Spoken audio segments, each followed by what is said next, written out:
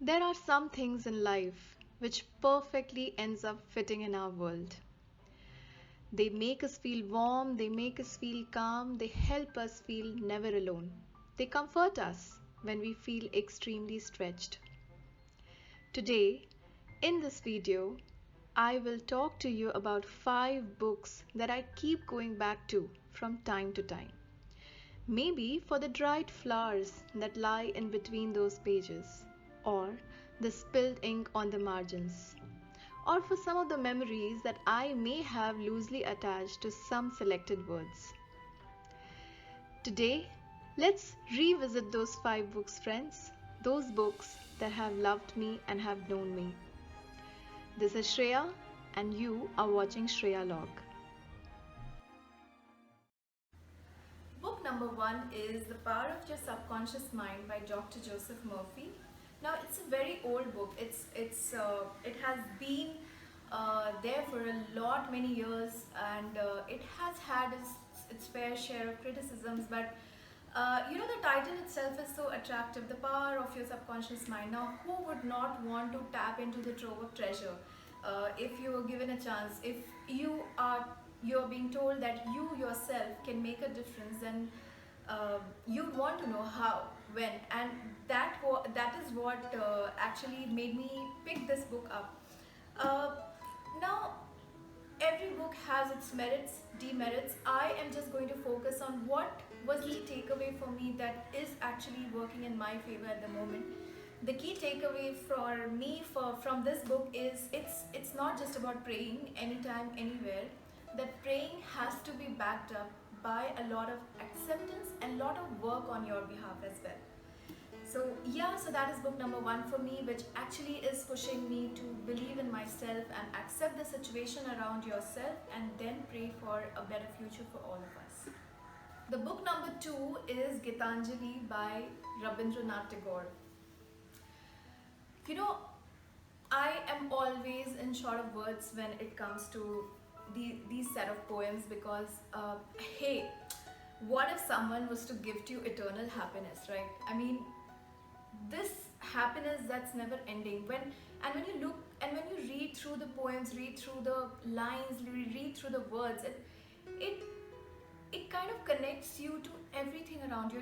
Kind of connects you to the Almighty. It kind of connects you to the nature in a way which is completely, I just cannot even explain the kind of beauty this book is. This is the effect that Gitanjali has every time I flip through these pages, and it has served as a source of encouragement. It's almost like a vessel filled with my feelings of gratitude that I would want to pay to the world. So in life, a lot of us have gone through self-help books. My book number 1 also talked about that, but there are some books which actually touch you in ways which, in a very light-hearted manner. It does not give you a prescriptions of to-do list, but it kind of sets your perspective, or makes you understand certain things which you were not really keen to even explore, for that matter. So here's presenting you book number 3, The Dalai Lama's Cat by David Michie. Now, a warm-hearted story of a kitten adopted by the Dalai Lama, and this story is narrated in her voice. Now, a cat narrating you a story, a cat giving you all the wisdom. It is true. The Dalai Lama's cat actually gives you all the wisdom required to lead a really meaningful life, a mindful life at that. Now, I'm sure nobody relays Buddhist values and teachings the way His Holiness's cat does, and it's a very light read. It makes you smile, it makes you laugh, it makes you feel, oh God, whatever this cat is going through, sometime or the other, I have been through the same thing in my entire life. So yeah, that's book number 3 for you. Have you ever read a book and while reading, you thought that at the back of your head you're watching a movie? This is what happens when you pick up this book, The Kite Runner by Khalid Hosseini. Khalid talks about a lot of things in this book.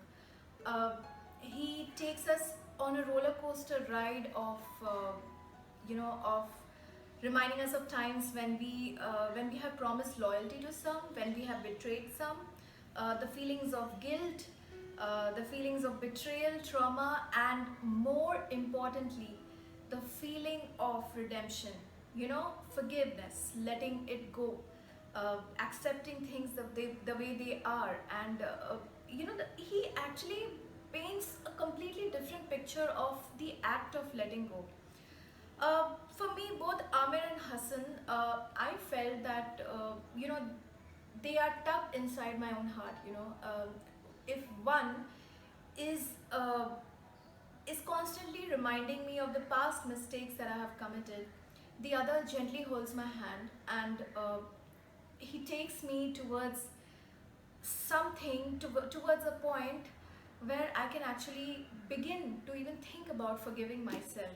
I really would recommend The Kite Runner if you want to talk, if you want to, read about friendship, read about redemption. So yeah, here's the book for you. Book number 5. It's a very, very famous book, loved and hated equally by people around the world. Uh, the first time I picked it up, I could not read it. Okay, I could not read further. I think the first 2 pages, and I was like, no, I'm done. I just cannot go ahead. The second time I picked up, it was, I think, in the span of 2 years, and the second time when I picked up, it was a completely different experience for me. Book number 5, friends, for all of you is The Alchemist by Paulo Coelho.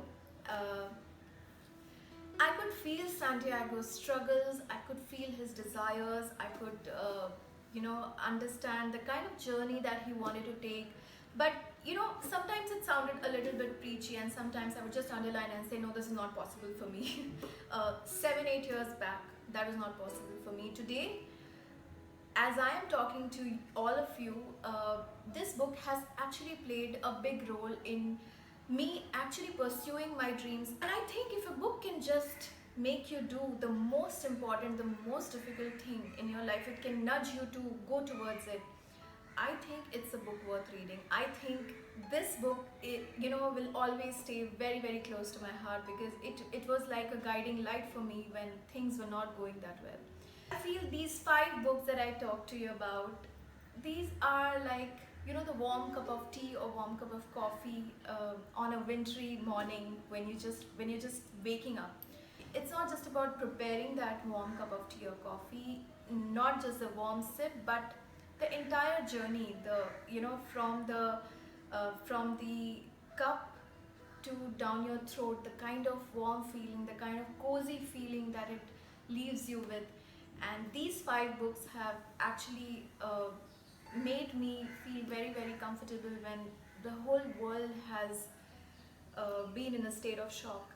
So I can truly say that these books have known me, these books have been my companion over years, and they still are.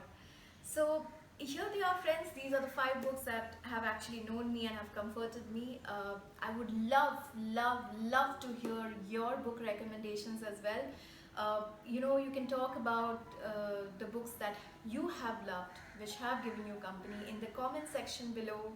So please do not forget to like and share this video with your family and friends. Do subscribe to Shreya Log for more such videos. So take care, friends. Thank you so much for watching Shreya Log. I will see you again next week. Till then, take care, be safe. Bye-bye.